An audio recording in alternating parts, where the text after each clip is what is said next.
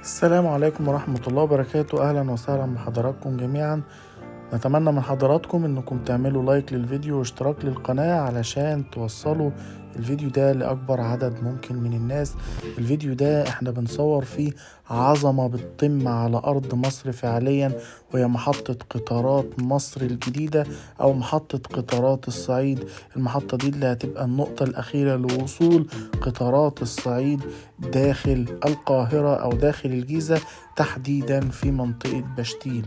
الواجهات الخارجية للمحطة ونسبة كبيرة جدا من الأعمال تمت داخل المحطة وقاربت على الانتهاء. طراز معماري جميل جدا فرعوني، طراز معماري فريد يعبر عن العظمة اللي بتتم على أرض مصر، وإن احنا إن شاء الله هنشوف حاجة جميلة جدا على أرض مصر. ربنا يبارك لينا كلنا وللشعب المصري في الإنجاز الكبير اللي بيتم بناؤه حاليا على أرض جمهورية مصر العربية، محطة قطارات الصعيد. لايك واشترك في القناة علشان الفيديو ده يوصل لأكبر عدد من الناس. شكرا لحضراتكم.